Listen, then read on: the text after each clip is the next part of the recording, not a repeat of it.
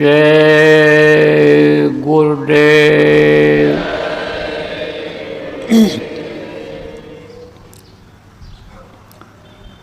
सर्वसमर्थ सर्वत्र अस्मरणीय दाता दयाल दीनबंधु कृपा निधान परम पूज्य गुरु जी महाराज, उपस्थित सभी साधक सत्संगी नामदानी प्रेमी बच्चियों एवं बच्चियों, आज 1 सितंबर 2025 मध्याह्न बेला जोधपुर आश्रम पर आपके द्वारा चलाई गई 3 दिवसीय साधना शिविर का समापन हो गया। ये जो साधना शिविर लगाई गई और लगवाया जा रहा है, ये कोई हमारे दिमाग की उपज नहीं है। हमारे जो गुरु महाराज थे, ये जिनकी तस्वीर के सामने आप बैठ करके 3 दिन साधना किए हो, इन्होंने भी साधना शिविरें लगवाई थी। साधना शिविर कब लगानी पड़ी? जब जीव भटक गए, दुख पाने लग गए, समझाने पर भी आदतों से दूर नहीं हो पाए, ऐसी आदतों में आ गए कि जैसे से कर्म आने लग गए, कर्म खराब होने लग गए, अंतःकरण गंदा होने लग गया, विवेक खत्म हो गया, बुद्धि खराब होने लग गई, मन मोटा हो गया, तब साधना शिविर लगवाने की ज़रूरत पड़ी। गुरु महाराज के समय में कम लगाया गया। इसके पहले जो संत हुए होंगे वो नहीं लगवाए, जो संत हुए नहीं लगवाए होंगे। क्यों? क्योंकि जीवों के ऊपर इतनी मलिनता नहीं थी, गंदगी नहीं थी।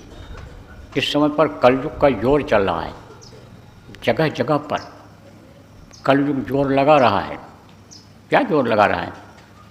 कि जीवों को फंसाया जाए, जीवों को अपने घर न पहुंचने दिया जाए।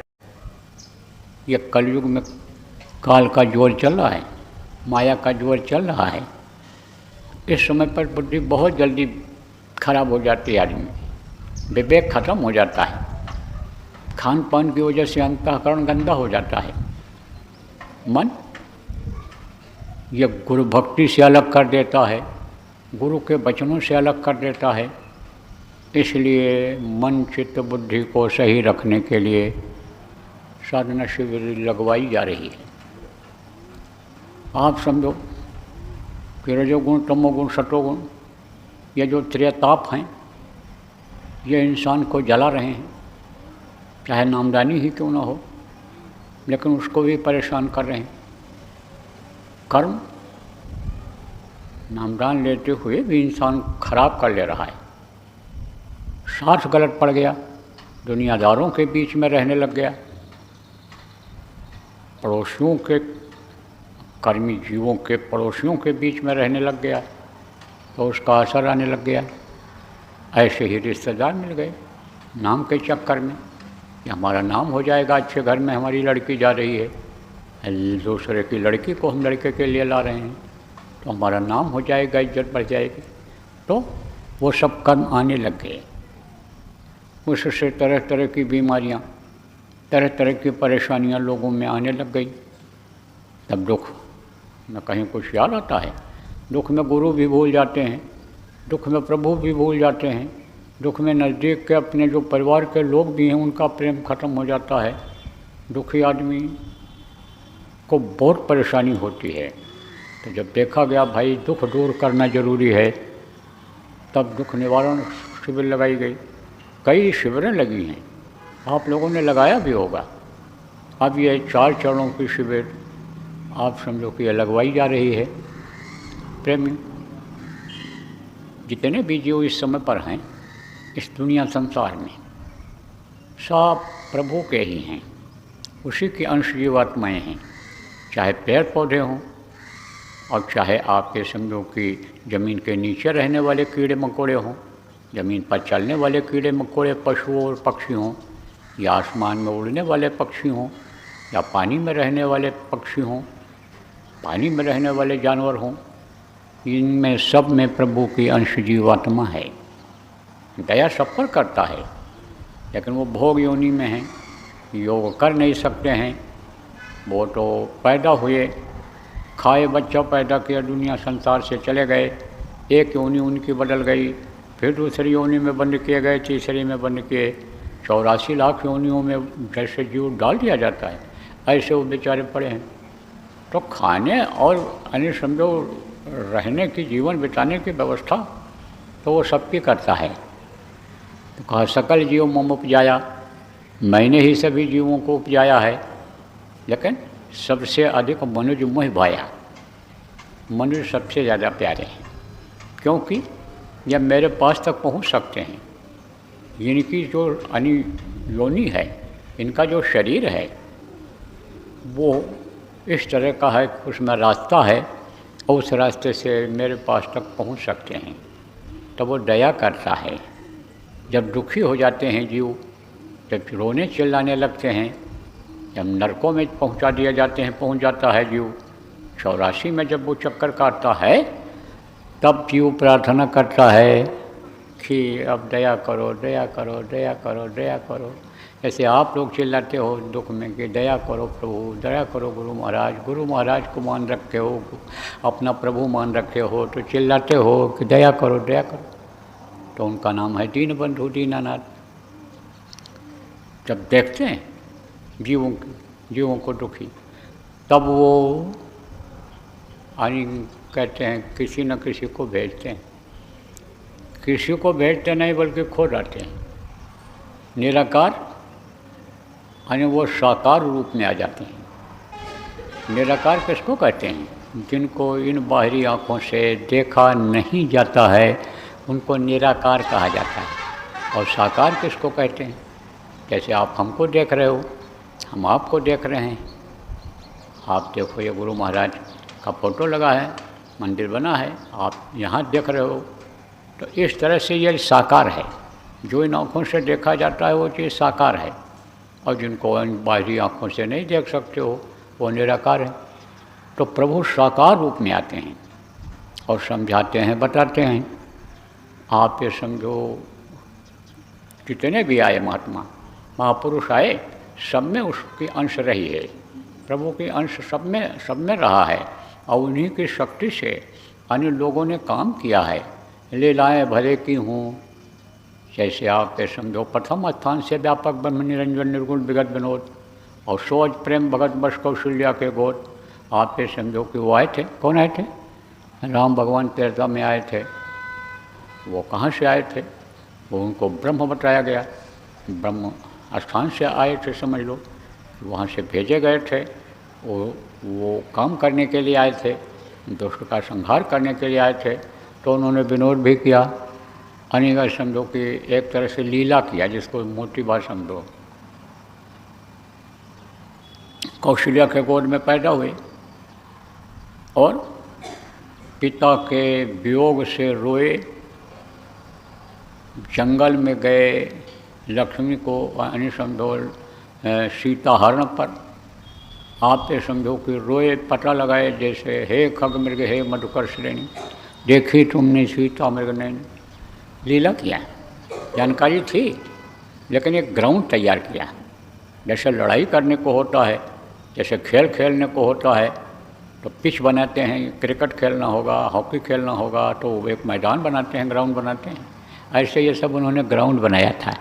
लक्ष्मण को शक्ति बाण लगा, तब रोए, मनुष्य जैसा व्यवहार किया उन्होंने, और एकदम से आप पे समझो कि कारण बनाया। क्या कारण बनाया? आप ये समझो कारण बनाया, यानी बाली को मारने का, रावण को मारने का, ख़त्म करने का कारण बनाया। तो ये सब उनकी लीला थी। असली रूप में उन्होंने जब अयोध्या में आए और पूर्ववासियों को समझाया, बताया, उनको ज्ञान कराया, अंतर में बोध कराया, जब तब लोगों को पता चला कि यह भगवान है। शुरू में राजकुमार राम थे, जब जंगल चले गए पिता के आदेश का पालन किया तो मर्यादा पुरुषोत्तम राम कहलाए, और जब रावण को मार करके आए तब आप ये समझो कि महाबली राम कहलाए। और जब अंदर में बोध करा दिया लोगों को, अंतर में अपना रूप दिखा दिया, जब ब्रह्म ज्ञान हुआ लोगों को, तब उनको भगवान मानने लग गए। ऐसे ही कृष्ण भगवान ने अपना परिचय दिया। वो भी इधर उधर भटकते रहे, वो भी काम करने के लिए आए थे। आप समझो धर्म की स्थापना के लिए आए थे, दुराचारियों को का संहार करने के लिए आए थे। सब कारण बनाया, लीला किया। और जब अर्जुन को अपना रूप दिखाया अंतर में, महाभारत ही दिखा दिया, पहले देखो हो गया। और चक्र सुदर्शन ने सबका अनिसिर काट दिया है। उनको जब बोध हो गया अंतर में, जब देखा, तब उनको भगवान माने, प्रभु माने। तो आते हैं, इसी धरती पर आते हैं, लोगों को समझाते हैं, बताते हैं, नहीं मानते हैं तो उसी तरह का वेश बनाते हैं, उसी तरह से उनको बोध कराते हैं, ज्ञान कराते हैं। वो था ना, एक बादशाह था, महमूद नाम था। तो वो उसके राज्य में समझाता बताता रहता था, नियम कानून बहुत बढ़िया था उसका। प्रजा आप पे समझो कि सुखी रहती थी, लेकिन कुछ लोगों की चोरी करने की आदत बन गई। देखो प्रेमी, जहाँ पुण्य रहता है तहाँ पाप भी रहता है, और पाप रहता है तहाँ पुण्य भी आता है। समय होता है, समय समय पर ये आता रहता है। पुण्य लाने वाला पुण्यात्मा बना देता है, और पापी मिल जाते हैं तो लोग पापी हो जाते हैं, पापियों की संख्या बढ़ जाती है। तो सबको छोटे हुए भी चोर हो गए, चोरियाँ बहुत होने लग गई, निगरानी भी रखने लगे। लेकिन शातिर चोर जो थे वो अपना अन्य समझो कि बंद नहीं किए, अपना वो अन्य समझो गतिविधियाँ बंद नहीं की उन्होंने। तब वो वेश बदल करके घूमने लगा, रात को कपड़ा उतार के, कभी किसी वेश में, कभी किसी वेश में, कभी भिखमंगे के वेश में, तो कभी किसी वेश में घूमने लग गया। पता लगाने लग गया कि क्या क्या कैसे लोग रहते हैं, क्या कहते हैं, क्या खाते हैं, किस तरह से। पहले भी घूमा करता था। तो जब चोरियाँ बढ़ी तो एक दिन चोर जैसा वेश बना लिया, और रात को ऐसे घूमता हुआ जा रहा था। और चोर बैठे थे वहाँ, शातिर चोर योजना ही बना रहे थे कि बड़ी चोरी कहाँ किया जाए, माल कहाँ से मारा जाए, उठाया जाए। तब तक यह दिख गया। यह जब दिख गया तो अंदाजा इसको लग गया कि चोर ही हैं। पूछा, डांटा चोरों ने, कौन हो तुम, कहाँ जा रहे हो? बोला, मैं चोर हूँ, चोरी करने जा रहा हूँ, चलोगे मेरे साथ? तो अब जो है वो लोग बैठो, बातचीत किया।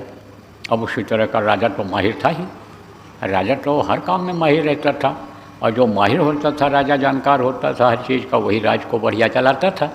जब राजतंत्र था, जैसे आज प्रजातंत्र में प्रधानमंत्री और राष्ट्रपति और ये लोग जो बुद्धिमान होते हैं, हर चीज़ की जानकारी रखते हैं, वही देश को चला पाते हैं, वही देश आगे विकास करता है, वही देश धर्मनिष्ठ राष्ट्र बन जाता है। तो अब आप ये समझो प्रेमियों कि लोग समझ गए कि है ये भी शातिर ही चोर। तब यह हुआ कि तुम भी चोरी मेरे साथ करोगे? गैंग वालों ने कहा। बोला, मैं तो चोरी की तलाश में निकला ही हूँ, अकेला था, आप लोग मिल गए। तो कहा तो तुमको भी भर्ती कर लेते हैं।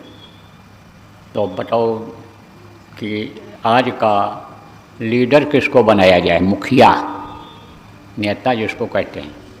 क्योंकि वो लोग जब चोरी करने जहाँ जाते थे, योजना बनाते थे, तो जिस काम में जो माहिर रहता था उसी में से किसी न किसी को लीडर बना लेते थे। और जब वो इशारा जैसा करता, जिस हिसाब से कहता था, उस हिसाब से हम लोग करते थे, और माल जब ले आते थे तो सब बांट लेते थे। तो कहा भाई कि अब अपनी अपनी विशेषता बताओ। तो एक आदमी उसमें से बोला कि मैं ऐसी गांठ लगा के फेंक देता हूँ कि वो फंस जाती है और कस जाती है, फंस करके उस रस्से को पकड़ करके कितने भी आदमी चढ़ जाएं तो गांठ नहीं खुलती और निकलता नहीं है, जहाँ से फंस जाता है। तो दूसरे से पूछा कि आप अपनी विशेषता बताओ। तो उसने कहा मैं ऐसा सेंध लगा देता हूँ, ऐसा सुराख दीवार में बना देता हूँ कि कितने आदमी उसमें घुस जाएं और पता न चले, और इतना जल्दी काट देता हूँ दीवार को, आवाज़ भी नहीं होती है कि किसी को पता न चले, और घंटों का काम मिनटों में करके वापस आ जाएं। तो फिर तीसरे से पूछा कि भाई आप बताओ। तो तीसरे ने कहा कि हम यानी सूंघ करके बता देते हैं कि माल कहाँ रखा है, सोना चांदी रुपया पैसा रखा कहाँ है, उसकी खुशबू मेरे नाकों में आ जाती है, मैं सूंघ करके बता सकता हूँ। चौथे से कहा है कि तुम्हारे अंदर क्या विशेषता है, किस चीज़ में तुम माहिर हो, परिपक्व हो। तो उसने कहा कि मैं जानवरों की बोली पहचानता हूँ कि जानवर क्या कह रहा है। आदमी की बोली तो सब पहचान जाते हैं, लेकिन मैं जानवरों की बोली पहचानता हूँ कि जानवर क्या कह रहा है, पानी मांग रहा है कि यानी खाने को मांग रहा है कि किसी को कुछ बात बता रहा है, तो ये मैं पहचान जाता हूँ। पांचवें से पूछा कि भाई आपके अंदर क्या विशेषता है। तब उसने कहा कितना भी अंधेरा हो और किसी व्यक्ति को अंधेरे में मैं देख लूँ, किसी आदमी को अंधेरे में देख लूँ, तो दिन में मैं उसको पहचान जाऊँगा। अब बादशाह का नंबर आया तो बादशाह सोचने लगा कि भाई मैं क्या बताऊँ। तो बादशाह ने कहा देखो भाई, हमारी दाढ़ी में इतनी सिफत है इसमें कि अपराधी से अपराधी फांसी के तख्ते पर अगर लटके हों और मैं दाढ़ी हिला दूँ तो फांसी के फंदे से उतार दिए जाते हैं। लोगों ने कहा अरे भाई इसी को क्यों न अपना नेता बनाया जाए, लीडर बनाया जाए, इसी को बना दिया जाए, आज का नेता इसी को बना दिया जाए अध्यक्ष अपनी टीम का। तो ये निश्चित हो गया कि अध्यक्ष हो गया है। अब बोले चला कहाँ जाए, माल कहाँ से उठाया जाए।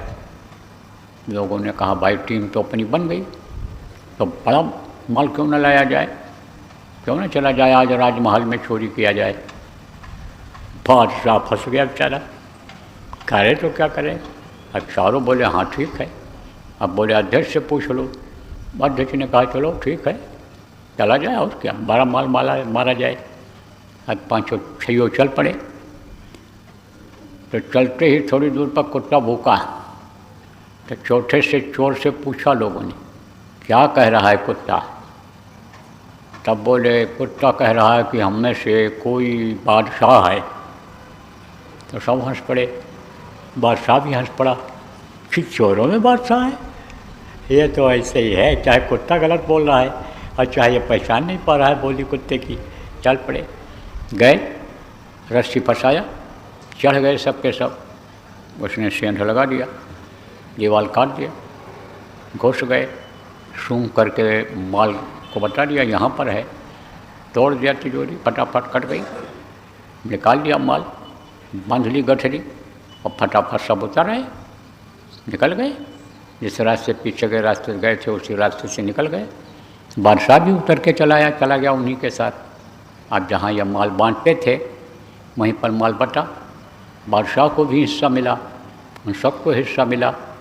बादशाह चला आया, माल अपना लेकर के रख दिया और बताया चोरी हो गई सुबह, और सब सेंध काटा देख रहे हैं और रस्सी फंसी देख रहे हैं और माल नहीं है वहाँ, वो सब देख रहे हैं। सब का पता लगाओ, पता लगाने लगे, सीआईडी पुलिस सब दौड़ी, कुछ नहीं पता लगा। बादशाह ने कहा कि जाओ अब वहाँ जाओ पता लगाओ। गए और माल सहित सब बरामद हो गए, चोर पकड़े गए माल सहित और राजा के सामने पेश हुए। यानी वो मतलब ये हुआ कि ये पकड़े गए हैं, बंद कर दिए गए हवालात में, राजा के जेल में बंद कर दिए गए और माल सब बरामद हो गया। तो पहले के समय में चोर माल सहित अगर पकड़ जाए तब फिर कोई प्रमाण की ज़रूरत नहीं रहती थी, कोई मुकदमा नहीं चलता था, कोई गवाह की ज़रूरत नहीं पड़ती थी, सीधे आदेश हो जाता था कि फांसी पर लटका दिया जाए। अब हुक्म हो गया फांसी पर लटका दिया जाए। तैयारी हो गई। अब कैद खाने से निकाल कर के लाए गए, तख्ते पर यानी खड़ा किया गया। तो पूछा जाता है, आज भी अब भी पूछा जाता है, पहले भी पूछा जाता था कि तुम्हारी अंतिम इच्छा क्या है। तो अंतिम इच्छा पूरी कराई जाती है। तो वो जो रात को देख करके पहचान जाता था आदमी को, उसने कहा हमको बादशाह के नज़दीक ले चला जाए। तो बादशाह के नज़दीक जब गया तब हाथ जोड़ा, प्रणाम किया, दंडवत किया, कहा हम पहचान गए, आप भी रात को थे, शोर भाई हमारे आप भी थे, अब आज हमारे आप इस समय पर यानी समझो कि जन्मदाता हो, हमारा नया जन्म हो, आप समझो कि हमको ये माफ़ करो, हमारे सारे लोगों को माफ़ करो। अब दाढ़ी हिलाओ, अब चोर भाई वादा किए हो, दाढ़ी हिलाओ, अब हमारे ऊपर दया करो, मेहरबानी करो। बादशाह के दाढ़ी हिलाते ही सांप के सब उतार दिए गए और दौड़ करके आए, चरणों पर गिरे और बोले अब गलती नहीं करेंगे। कैसे मेहनत किया उसने, किस युक्ति से लोगों को अन्य समझो चोरी छुड़वाया, बुराइयों को छुड़वाया। एक बुराई जो इसके अंदर आती है, बहुत सारी बुराइयां आ जाती हैं। मांस खाना शुरू करते हैं लोग, उसको गलाने के लिए, घुलने के लिए जल्दी पच जाए, शराब पीने लगते हैं और शराब के नशे में जब आ जाते हैं तब वो व्यभिचार करने लग जाते हैं। अब वो समझो कि व्यभिचार के लिए, शराब पीने के लिए, मांस खाने के लिए पैसा चाहिए तो चोरी चकारी करने लग जाते हैं। एक बुराई शुरू होते ही बहुत बुराइयां आ जाती हैं। जैसे एक आदमी कोई झूठ बोला, अब उस झूठ को छिपाने के लिए झूठ बोलता चला जाता है और झूठों का पुलिंदा तैयार हो जाता है। ऐसे ही बुराइयां आ गई थी उनमें, छुड़ा दिया मेहनत करके। इसी तरह से इस धरती के जो आते हैं निराकार रूप में साकार प्रभु, वो बादशाह होते हैं, वो बादशाह होते हैं। वो लोगों के बुराइयों को छुड़ाते हैं, वो लोगों के कर्मों को धोते हैं, जिनके लिए कहा गया गुरु बिन मैलो मन को धोई। मन ये जो गंदा हो रहा है, गंदा काम करा रहा है इंद्रियों से, जो गंदा हो गया इसकी सफाई कौन करेगा? इसकी सफाई गुरु करते हैं। तो गुरु महाराज हमारे जो थे प्रेमियों, वो समझो कि इसी तरह से साधना करवा करके लोगों को बुराइयों से अलग किया, मन को साफ किया, चित्त को साफ किया, अंतःकरण को साफ किया। जो ये रजोगुण, तमोगुण, सतोगुण ये जो परेशान करते हैं, ये जो दैविक भौतिक ताप है, इसमें जो जलता रहता है कर्मों के अनुसार, इससे मुक्ति दिलाते हैं। तो कौन किया ये? गुरु महाराज। अब समय की बात होती है, समय बदलती है, परिस्थिति बदलती है। यही घर जो स्वर्ग जैसा था, अब देखो इसी में नरक जैसा जीवन लोगों का हो रहा है। चाहे सत्संगी हों चाहे गैर सत्संगी हों, सुखी कौन है? सुखी वही जो नाम आधार, जो सुमिरन करता, ध्यान करता, भजन करता है, उसको थोड़ी सी शांति है। लेकिन है तो वो भी पत्थर ही जैसा। कौन सा पत्थर? एक पत्थर तपता है, किसमें? धूप में पड़ा हुआ है। जैसे दुनियादार तप रहे हैं, दुनियादार परेशान हो रहे हैं, वैसी परेशानी उनको नहीं है जो सुमिरन ध्यान भजन रोज कर लेते हैं, गुरु के वचनों के अनुसार चलते हैं। उनको उतनी परेशानी नहीं है कि जो सत्य, हिंसा, परोपकार, सेवा रूपी धर्म का पालन करते हैं, प्रचार प्रसार में जो लगे हुए हैं, जो आदेश के पालन में लगे हुए हैं, उनको उतनी परेशानी नहीं है। सुखी वही जो नाम आधार, जो नाम को जपते हैं, उनसे सुखी हैं। लेकिन आप ये समझो कि आत्मा उनकी भी दुखी है। किसकी? जो ये करते हैं। क्यों? क्योंकि आत्मा तो अभी यानी समझो पत्थर ही है। कौन सा पत्थर? आप ये समझो प्रेमियों कि पानी में पड़ा हुआ पत्थर, पानी में पड़ा हुआ पत्थर थोड़ा शीतल रहता है, ठंडा रहता है, और बाहर जो रहता है धूप में, वो तपता रहता है, ज़्यादा गर्म रहता है। तो है तो जीव वही जड़ जीव है, वो अभी चैतन्यता उसमें आई नहीं है। चैतन्यता कब आएगी? जब शब्द मिलेगा, जब उसको खुराक मिलेगा, तब चेतन होगी। और नहीं तो वो बिल्कुल मरी पड़ी हुई है जीवात्मा, अपनी जगह से उठ नहीं पा रही है। जैसे कोई बेहोश हो जाए, उठ नहीं पाता है, इसी तरह से वो जीवात्मा बेहोश है दुनिया के चक्कर में, उसी परिवार और उसी समाज के चक्कर में पड़ी हुई है जीवात्मा। ये बेहोश जैसी है, ये उठ नहीं पा रही। इसमें चैतन्यता कब आएगी? जब शब्द का आहार ये करेगी। जैसे कोई भूखा आदमी हो तो उठ नहीं पाता है, पड़ा रहता है, आप ये समझो उसको रोटी खिला दो, खुराक दे दो, कोई भी चीज़ दे दो तो चलने फिरने लगेगा, चेतनता आ जाएगी, नहीं तो जड़ रहेगा। तो यह चेतन कब होगी जीवात्मा? जब शब्द पकड़ में आएगा, आप भी समझो, तब ये चेतन होगी। तो चेतन किससे होगी प्रेमियों? यह साधना शिविर लगवाने से, बैठने से इसमें, इसके अंदर चैतन्यता आ जाएगी। देखो, अतिशय रगड़ करे जो कोई, अनल प्रगट चंदन ते होई। देखो, चंदन शीतल होता है, ठंडा होता है, लेकिन रगड़ते रहो तो उसमें भी आग निकल आती है। ऐसे ही जब बैठते रहोगे तो दया हो जाएगी, गुरु की बात बन जाएगी। जो गुरु रूप में हमारे आपके प्रेमियों बादशाह की तरह से गुरु महाराज थे, धरती के सरताज थे, आप ये समझो उनकी दया हो जाएगी, कृपा हो जाएगी। पहले उस समय पर वो निराकार थे, अब वो साकार रूप में हो गए। मैंने पहले साकार रूप में थे, आँखों से दिखाई पड़ते थे, अब वो ओझल हो गए, चले गए, लेकिन निराकार रूप में अब भी हैं। उनकी दया हो जाएगी। जब अंतर में उनको देखोगे तब पता चलेगा कि अब भी मौजूद हैं, हमारे अंग संग हैं। तभी तो साधक ने प्रार्थना किया, गुरु मोहि अपना रूप दिखाओ। किससे प्रार्थना किया? गुरु के साक्षात सामने शरीर से जब वो दिखाई पड़ते थे तब प्रार्थना किया, मुझे अपना रूप दिखाओ। अरे बैठे हैं तब क्या रूप दिखाओ? अंतर का रूप, कि अंतर में आपका कैसा है, चेहरा मोहरा कैसे हो, वो रूप दिखाओ। तो गुरु मदद कर देते हैं और जीवात्मा का कल्याण हो जाता है। जिसलिए मनुष्य शरीर मिला वो काम पूरा हो जाता है।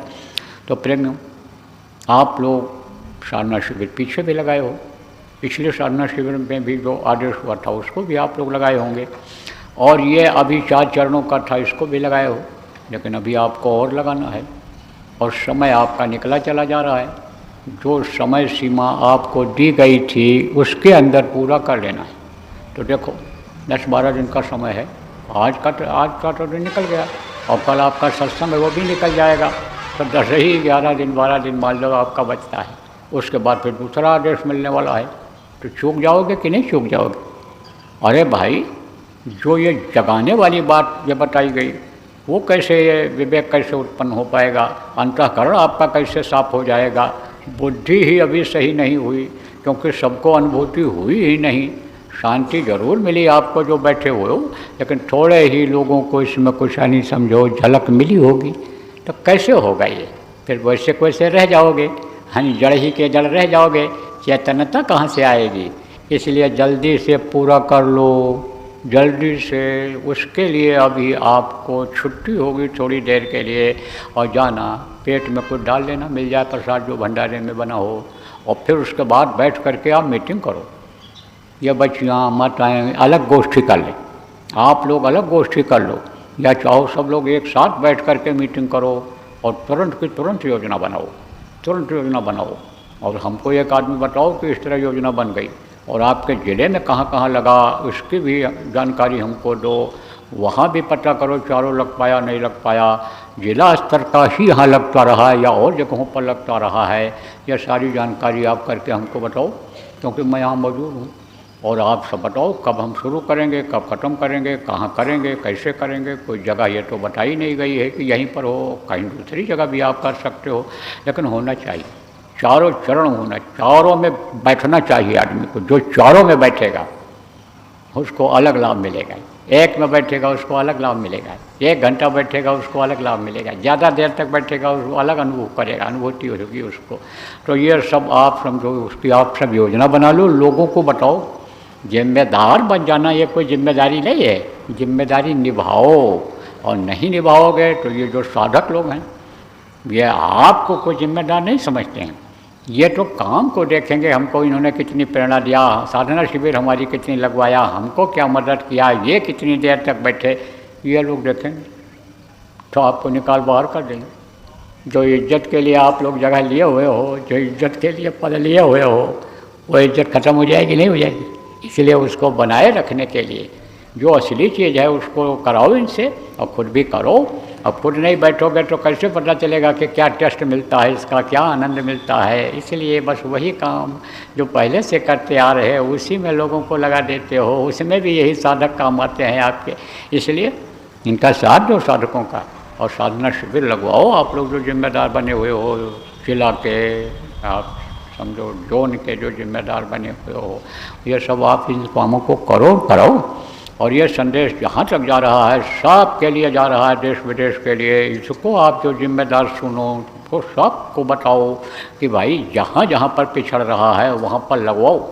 पता लगाओ में फट से लग करके समय निकला चला जा रहा है, ये समय फिर दोबारा नहीं मिलेगा, फिर ये समय नहीं मिलेगा, ये दया नहीं मिलेगी। जो अभी समय के अंदर चारों शिविरें लगवा दी जाएंगी, लगा ली जाएंगी, उसमें बैठ कर साधना कर ली जाएगी। इसलिए अब यह काम में सबको लगने की ज़रूरत है। और दूसरा काम फिर अभी आने वाला है जिसमें ज़्यादा लाभ मिलेगा, जिसमें देखना उसको।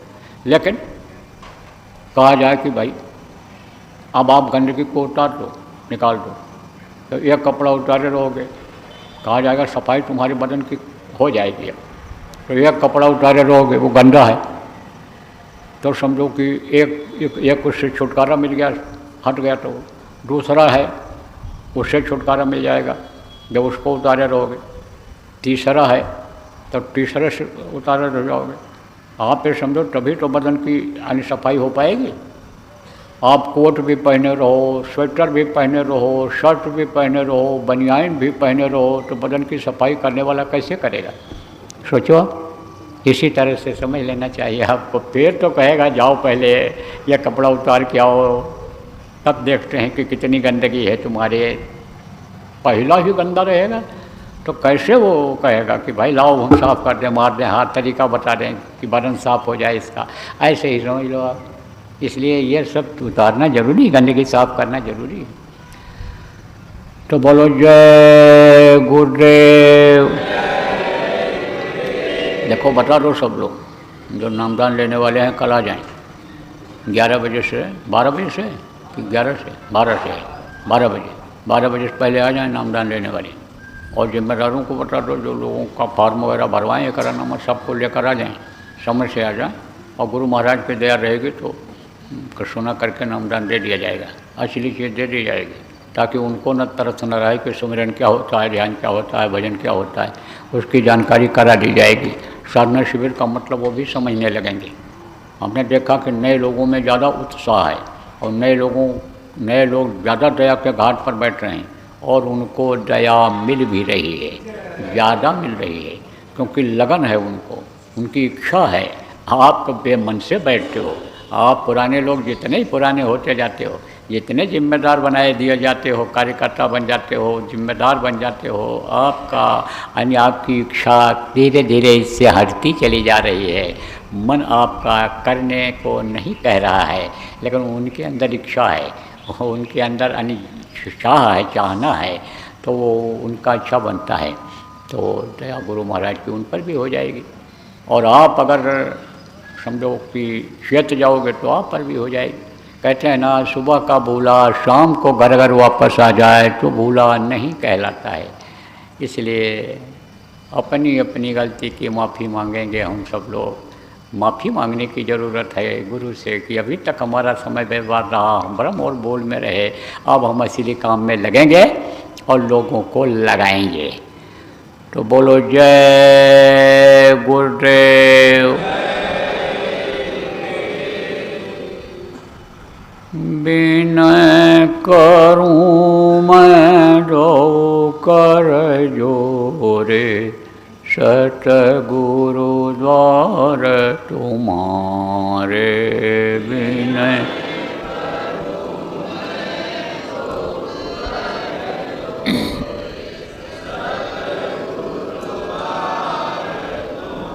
विनगृत दीप आरती साजूं, दो अखियन मझधारे। विनगृत दीप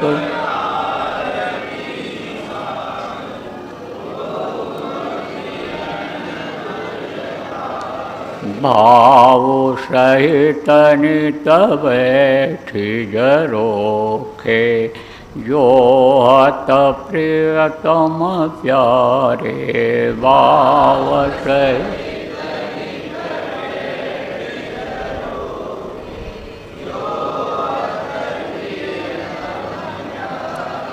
पग ध्वनि सुनो श्रवण ही अपने मन के काज विसारे। पग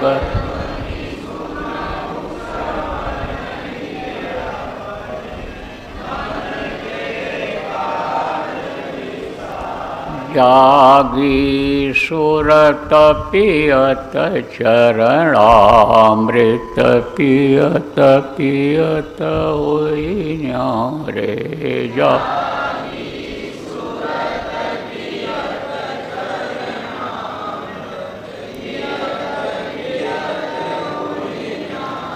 घंटा शंख मृदंग सारंगी बंशी वीण सुनारे।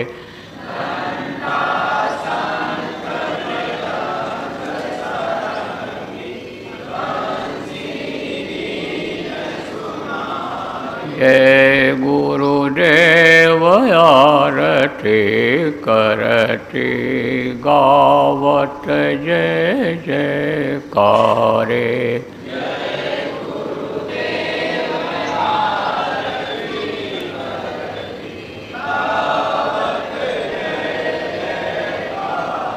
विनय करूं मैं रो कर जोरे, सतगुरु द्वार तुम्हारे।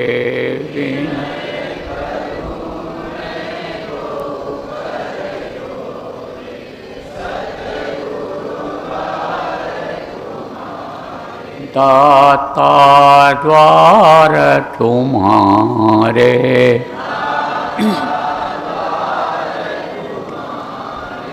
जय गुरुदेव जय गुरुदेव, जय गुरुदेव जय जय गुरुदेव।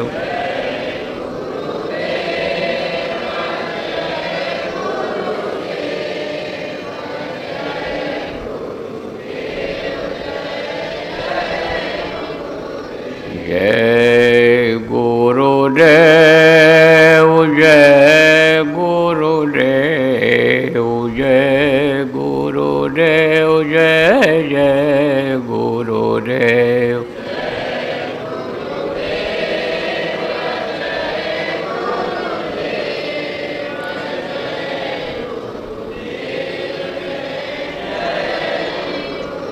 जय गुरुदेव जय गुरुदेव, जय गुरुदेव जय जय गुरुदेव।